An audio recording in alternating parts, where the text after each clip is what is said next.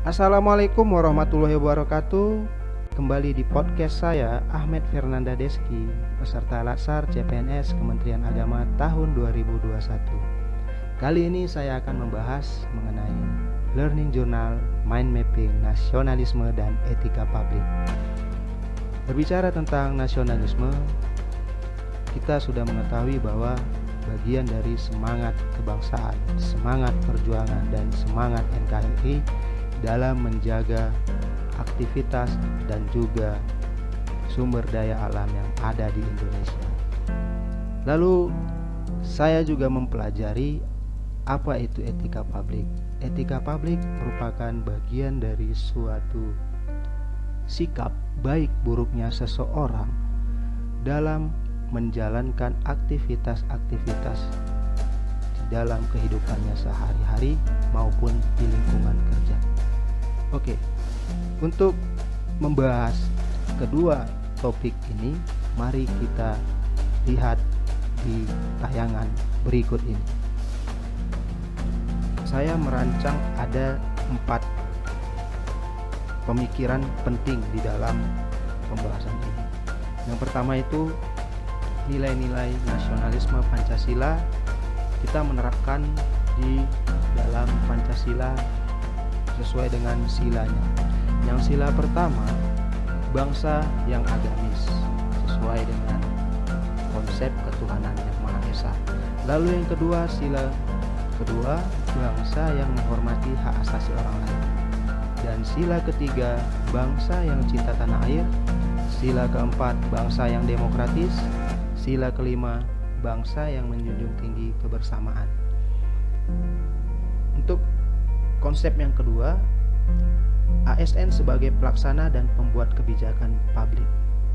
Itu ada 3 poin. Yang pertama, ASN sebagai eksekutor yang melaksanakan segala peraturan perundang-undangan.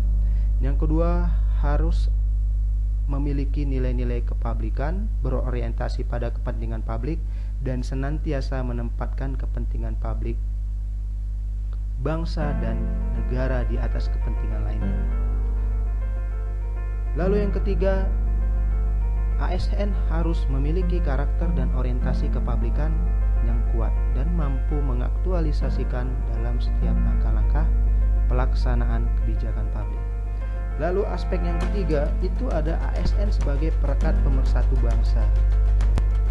Tentu saja sesuai dengan Undang-Undang Nomor 5 Tahun 2014 Pasal 66 Ayat 1-2, PNS akan senantiasa setia dan taat sepenuhnya kepada Pancasila, Undang-Undang 1945, dan negara pemerintah. Yang kedua, seorang ASN memiliki jiwa nasionalisme dan wawasan kebangsaan yang kuat. Dan yang keempat, aktualisasi nasionalisme ASN. Yang pertama itu ASN sebagai pemersatu bangsa. Itu tertera berdasarkan Undang-Undang Nomor 5 Tahun 2014 Pasal 66 Ayat 1-2 terkait sumpah dan ketika diangkat menjadi PNS. Lalu yang keduanya, ASN menjaga kondisi damai. Kita harus bersikap netral, mengayomi kepentingan kelompok minoritas, dan tidak membuat kebijakan yang bersifat diskriminatif kepada golongan minoritas. Dan yang terakhir, menjadi figur teladan di lingkungan masyarakat. Setelah kita pahami, etika publik itu merupakan bagian dari sikap atau perilaku baik buruk seseorang dalam menjalankan aktivitas-aktivitas kehidupan sosial maupun kehidupan di lingkungan kerja. Ada 15 nilai dasar etika publik, yaitu tertera di dalam Undang-Undang ASN Pasal 4. Lalu ada dimensi etika publik, itu terbagi atas 3, dilihat dari dimensi kualitas pelayanan publik, dimensi modalitas, dan dimensi tindakan integritas publik. Selanjutnya, perilaku jabatan publik itu membutuhkan perubahan mindset.